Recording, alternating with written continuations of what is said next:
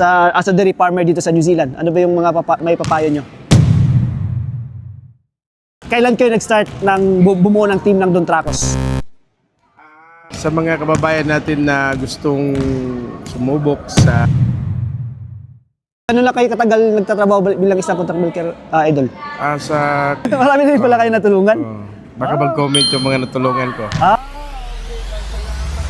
Okay, mga idol, kasama natin ngayon ang ating nag-iisang manager ng walang iba, ang ating Don Tracos team dito sa Ashburton ngayon naglalaro, pero from Team Maro sila. Kasama natin si Bossing Ariel Ocon, ang may-ari ng Don Tracos.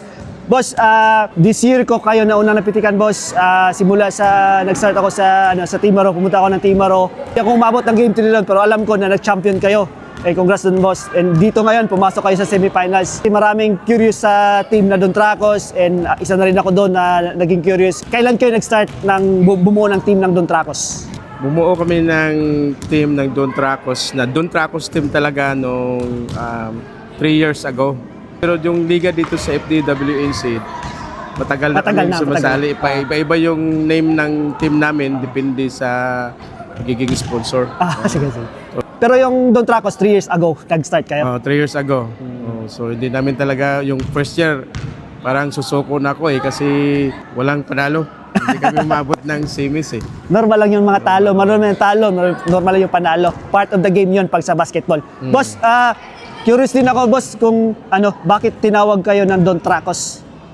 Yung Don Tracos, pangalan ng namin, dairy farm. Dairy farm. Bali yung trabaho nyo dito, boss, is dairy farm, di ba? Dairy farm, contract milker. Ano lang kayo katagal nagtatrabaho bilang isang contract milker, Idol? Sa contract milking job, mga 6 years. 6 years na? Pero sa dairy, Matagal more na. than 18 years sa dairy. Tagal-tagal na rin pala.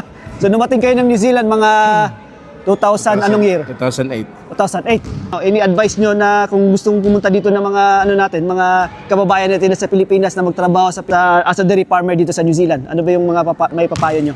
Sa mga kababayan natin na gustong sumubok sa farming sa New Zealand, mahirap ngayon kasi nag-stricto na ulit yung immigration Dapat kasi meron kang diploma. Experience din sa farming. Or kung wala kang diploma, dapat meron kang 2 years or yung relevant ng dairy industry. Tama. Yan kasi yung requirement mo. May natulungan ba kayo na pumunta dito sa New Zealand bilang isang dairy farm? Isang farmer o wala? May natulungan? Marami na. Marami na rin? Marami na rin pala kayo natulungan? Baka mag-comment yung mga natulungan ko. Okay. Salamat pala, Kasi boss. marami pag isa-isahin. So Alam nila. Alam nila, no? So marami na pala natulungan si Idol. So, saludo ako sa iyo, Idol, sa pagtulong mo sa mga kababayan natin, sa mga kababayan natin for kasi this opportunity. Minsan lang kasi yung yung tumutulong talaga na kapwa natin Pilipino. Kasi mahirap din talaga na papunta dito sa New Zealand, mga Idol. Sa totoo lang, mahirap talaga. Hindi lang sa mga requirements, mahirap talaga sa mga lahat ng mga papeles na kailangan mo dito na makapunta sa New Zealand. Kung dumating ka dito, maswerte ka na. So, Idol, congrats sa lahat sa game nyo. Thank you very much. Salamat sa opportunity na sa pagbigay ng Marami ding salamat, Pinoy Canterbury. Shout out sa Don Tracos family. Don Tracos family dito sa New Zealand, sa South at saka sa North Island. Shout out sa inyo at saka sa mga sa Pilipinas. Lalo na sa sa Vizca, sa Leyte. Leyte ka pala, Idol?